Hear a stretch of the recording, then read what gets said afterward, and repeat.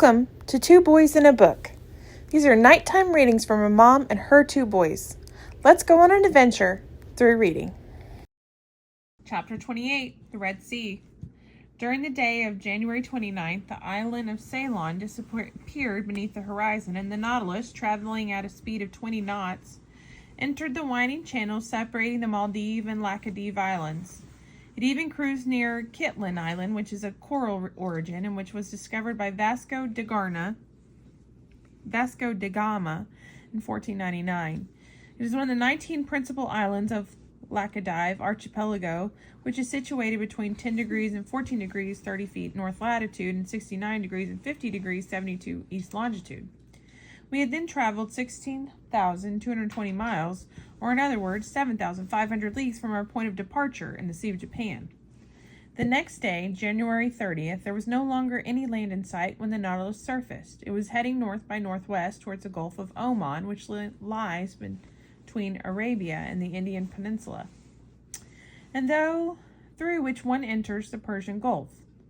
This was obviously a dead end without any possible way out. Where was Captain Nemo taking us? I had no idea.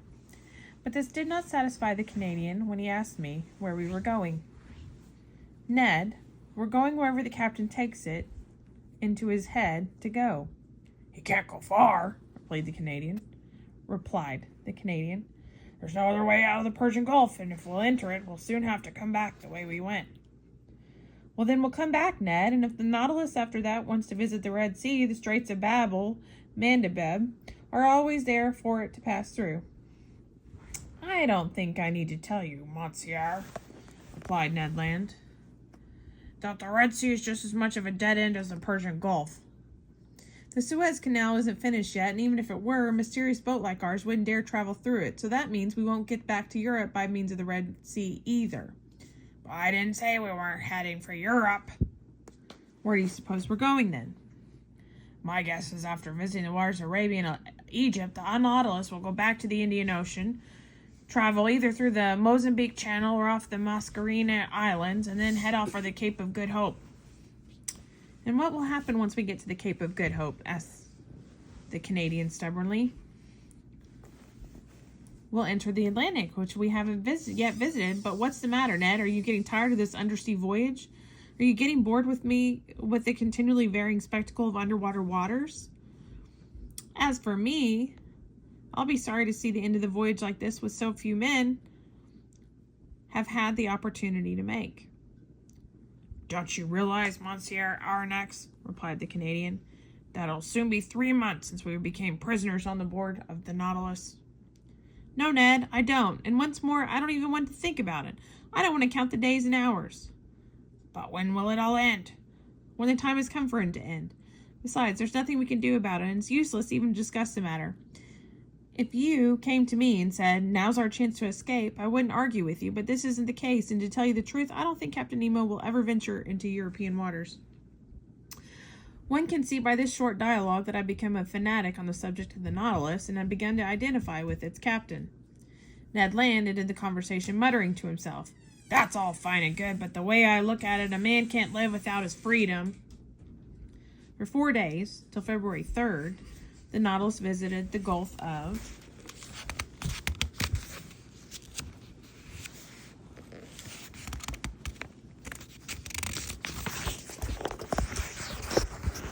coast of Tehama, for there not only did masses of zoophytes flower below the surface, but they also formed picturesque networks to heights of 60 feet above the water level. The latter were more whimsical in shape, but less rich in color than the former, whose hues were kept vivid by the surrounding water. How many delightful hours I passed looking through the window of the lounge. How many new specimens of underwater flora and fauna I was able to admire beneath the rays of electric light. I saw the mushroom-shaped fungi, slate-covered sea anemones, among others, the Thalassothinus aster, organ-pipe corals shaped like flutes and awaiting only to be played by the godpan, shells, found only in these waters, which were spiral-shaped at the base and which lay in hollows and madreporic formations, and finally thousands of specimens of pulpary which I had not yet seen, the ordinary sponge. This class of Spongiaria, the first within the division of the polyps, is constituted by this curious and useful product. The sponge is not a plant, and some naturalists still claim, but an animal of the lowest order, inferior even to the coral. There can be no doubt about its animal nature, and one cannot even go along with scientists of ancient times who said it was halfway between a plant and an animal. I must say, however, the naturalists do agree as to the structures of sponges, for some of it is pulpyary, and for others, like Milne Edwards, is a category all by itself. The class of Spongiaria contains about 300 species. They are found in most seas and even in certain rivers in which they are called fluidile. But mainly they are found in the Mediterranean, around the Greek islands, and off the coast of Syria and in the Red Sea.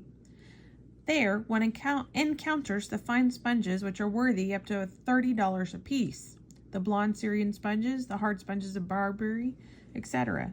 But since I had no hope of studying these zoophytes in the Mediterranean, I was content to observe them in the Red Sea. I therefore told Conseil to join me, while the Nautilus, at a depth of 25 to 30 feet, cruised slowly past all the beautiful rocks near the eastern coast. There were sponges growing in all sorts of shapes and pediculate, leaf-like, round and finger-shaped. They well justified the names given them by fishermen who are better poets than scientists: basket sponges, chalice sponges, cattails, elk horns, lion's feet, peacock tails, and Neptune's gloves. From their fibrous tissues impregnated with semi-fluid gelatinous substance, there escaped a steady little stream of water, which, after bringing life-giving matter to each cell, was expelled by a contracting movement. This gelatinous substance disappeared after the polyp dies, letting forth ammonia as it rots. Then nothing is left but the horny or soft reddish-brown fibers which make up the household sponge, and which are put to various uses according to their degree of elasticity or permeability. These pulpyaries were struck to rocks, to the shellfish and mollusks, and even to the stems of hydrophytes. They decorated every twist and turn of the rocks, some spreading out, some standing up and straight, and others hanging out like outgrowths of coral. I told Conseil that there are two ways of fishing for sponges: dredging or diving, and that the latter was preferable because it did not harm the fibers of the polypary, thereby reducing its value. The other zoophytes swarming around the Spongiaria consisted principally of a very elegant kind of jellyfish. Mollusks were represented by a species of squid, which, according to D'Orbigny, are only found in the Red Sea, and the reptiles were represented by Vergata turtles of the genus Chelonia, which furnished us with a healthy and excellent food. As for fish, there were numerous and often remarkable. Here are those which the Nautilus nets most frequently hauled in. Among rays, I noticed some oval-shaped brick-color lemay, their bodies covered with different-sized blue spots recognizable by their jagged double stingers, silver-backed arnax, whip-tailed stingrays, and 6-foot-long buckets, which looked like huge overcoats flapping about in the water. I also saw adons without a single tooth, even though they are a distant relative of the shark.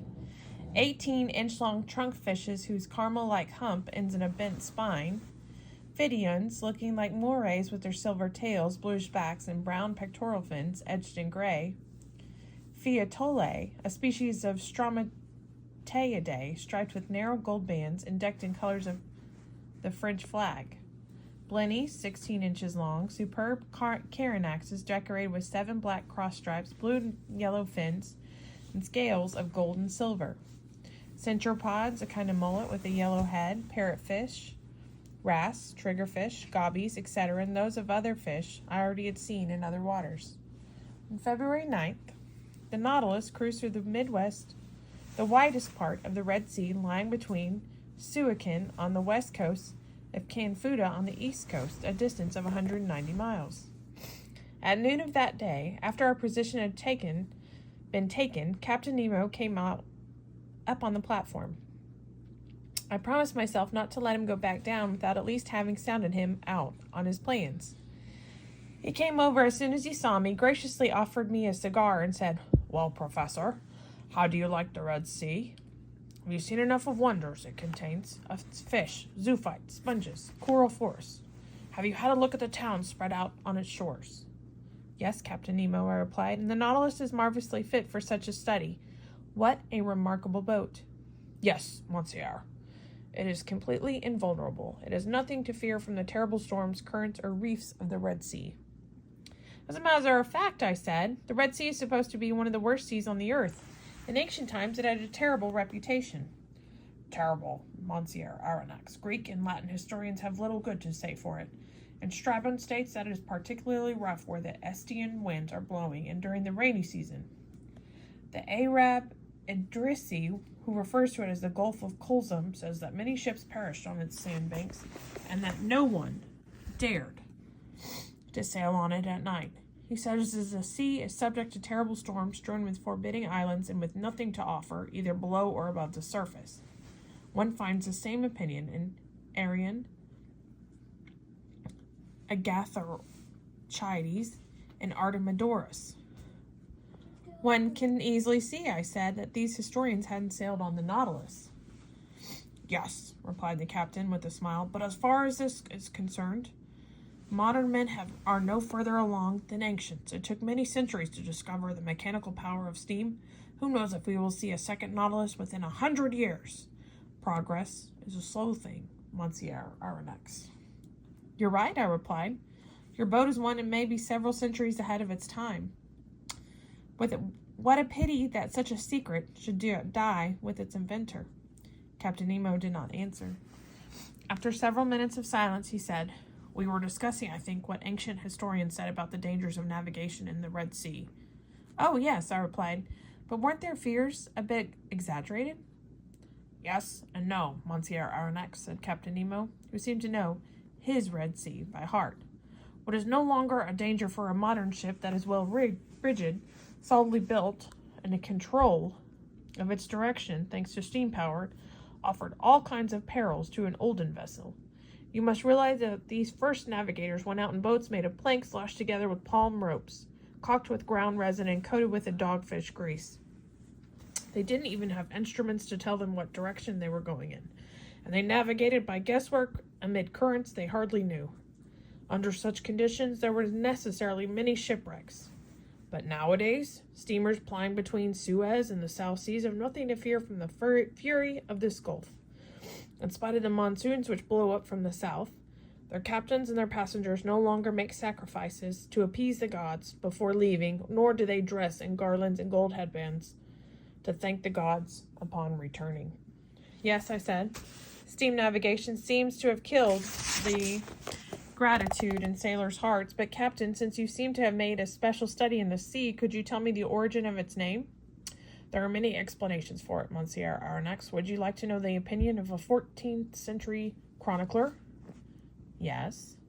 This writer tries to maintain that it got its name as a passage of the Israelites when Pharaoh perished in the waters which closed in at Moses' command. As a token of this wonder, when the sea was rent asunder, turning red, it then was known by the color it had shown. It's very poetic, Captain Nemo, I answered, but it is not a very satisfactory explanation. What is your own opinion? My opinion, Monsieur Aronnax, is that the name is a translation of the Hebrew word Edrom, and that the ancients gave it this name because of the peculiar color of its waters. But until now, at least, I haven't seen anything but clear, colorless water. Undoubtedly. But as you go toward the head of the Gulf, you'll see this strange phenomenon. I can remember having seen the Bay of Tor completely red, like a lake of blood. Do you attribute this color to the presence of some microscopic plant? Yes, it's purpley sticky substance produced by tiny little plants called trichodesmids, of which it takes 40,000 to fill up a space of a square millimeter. Maybe you'll see this phenomenon when we get to Tor. So this isn't the first time you've taken the Nautilus into the Red Sea? No, Monsieur. Then since a while ago you mentioned the passage of the Israelites and the catastrophe that overtook the Egyptians, I would like to know if with your submarine you've been able to discover the site of this great historic event. No, Professor, and there's a good reason why I haven't. Why? Because the place where Moses crossed with all his people is so covered with sand that nowadays camels can scarcely even wet their legs there. As you can see, there wouldn't be quite enough water for the Nautilus to float in. And where is this place? I asked. It is situated a little above Suez, which within that sound which once formed a deep estuary in the deep days when the Red Sea stretched to the Salt Lakes. Now, though whether or not the passage was a miracle, it is precisely there that the Israelites crossed to reach the Promised Land and that the Pharaoh's armies perished. I therefore think that if archaeologists dug among these sands, they would find a great quantity of arms and utensils of Egyptian origin. Obviously, I replied, and one can only hope for the archaeologists' sake that this work would be done someday when the new towns spring up after the Suez Canal is complete. But speaking of this canal, even when it is finished, it won't be much use to a ship like the Nautilus. No, but very useful to the rest of the world, said Captain Nemo. People in ancient times understood only too well how important it was for commerce to connect the Red Sea with the Mediterranean, but they did not think of digging a direct canal, and instead did it by way of the Nile. If one can believe traditional accounts, the canal connecting the Nile and the Red Sea was probably begun under Sesostris. In any case, it is certain that in 615 BC, Nissos started working on a canal which was fed by the Nile water and crossed the plains of the Egypt opposite Arabia. It took 4 days to travel the length of this canal, and it was wide enough for 2 triremes to pass side by side. It was continued by Darius, the son of Hystaspes, and probably finished by Ptolemy II. Strabo saw it used for shipping. But because it sloped gently down the Bebastus to the Red Sea, it was only usable for several months a year. This canal served commerce till the period of Antonine emperors. It was then abandoned and became sanded over until it was finally put back into the use by the Caliph Omar. But then it was filled in once and for all in 761 or 762 by the Caliph al-Mansur in order to prevent Mohammed bin Abdallah, who had been rebelled against him, from receiving supplies. During Napoleon's Egyptian campaign, he discovered traces of these canals in the desert near Suez. While searching for them, while he was overtaken by the tide and almost drowned several hours before reaching Hadjarath, where Moses had camped 3,000 years before. Well, Captain, what the anxious did not dare undertake, this junction of the 2 seas, which will shorten the route from the Cadiz to India by 5,600 miles, de Lesbos is now doing, and before long he will have changed Africa into an immense island. Yes, Monsieur Arnax, and you have the right to be proud of your compatriot. Such a man honors a country even more than a great sea captain. Like so many others, he has first only encountered difficulties and refusals, but in the end triumphed, for he has the will of a genius, and it is sad thought that this work should have been done by an international body, which would have been enough to make one country proud, succeeded thanks to the efforts of a single man. All honor to Monsieur de Lesseps. Yes, all honor to a great man, I answered, completely taken aback by the manner in which Captain Nemo had spoken. Unfortunately, he went on, I shan't be able to take you through the Suez Canal, but you will be able to see the long jetties of Port Said when we arrive in the Mediterranean the day after tomorrow. In the Mediterranean, I cried. Yes, Professor, does that surprise you? What surprises me is the thought that we'll be there the day after tomorrow. Really? Yes, Captain, even though scarcely anything surprises me anymore aboard your ship. But just what is that surprises you? The fantastic speed at which the Nautilus will have to travel if it is to be in the Mediterranean the day after tomorrow, after going all the way around Africa by the way of the Cape of Good Hope. But who said we are going around Africa, Professor? Why bring up the Cape of Good Hope? But unless the Nautilus can sail over dry land and cross the isthmus, or under it, Monsieur Arnax. Under it? Yes, replied Captain Nemo calmly. A long time ago, beneath this strip of land, nature did the same thing man is doing to the surface. What? There's a passage? Yes, an underground passage which I've called the Arabian Tunnel. It starts beneath the Suez and ends in the Gulf of Pelusium. But the isthmus of Suez is made of shifting sand. Only to a certain depth. 150 feet down, 1 meter of layer of solid rock. Did you discover this passage by chance? I asked, more and more surprised. By both chance and logic, Professor, and more by logic than by chance. I'm listening, Captain. But my ears can scarcely believe what they hear. Ah, Monsieur, they have ears, but they hear not, is an eternal truth. Not only does this passage exist, but I have used it several times. If not, I never would have wandered into such a dead end as the Red Sea. Would it be asking you too much to know how you discovered this tunnel? Monsieur, answered the captain, there can be no secrets between people who will never part. I paid no attention to this insinuation and awaited Captain Nemo's account. Professor, it is a simple naturalist logic that led me to discovering this hitherto unknown passage. I have noticed that the Red Sea and the Mediterranean contained a certain identical species of fish, ophidians, vitelliae, gerellis, bersergae, jowls, and exotti. Knowing this, I began to wonder if there didn't exist some passage between these two seas. If it did exist, the underground current must be necessarily flow from the Red Sea to the Mediterranean because of their different levels. I therefore hauled up a large number of fish around the Suez, slipped a brass ring around their tails, and threw them back in the water. Several months later, off the coast of Syria, I caught several specimens of my fish with their rings. I had therefore proved that there existed some passage between these two seas. I looked for it with my Nautilus, found it, and explored it. And very soon now, Professor, you too will have traveled through my Arabian tunnel. Watching, everybody. Chapter 22 tomorrow. 29. 29 tomorrow. About the Mediterranean tunnel. Arabian tunnel. Arabian tunnel. And check their gaming channel, Riker and Boone. Good night. Okay.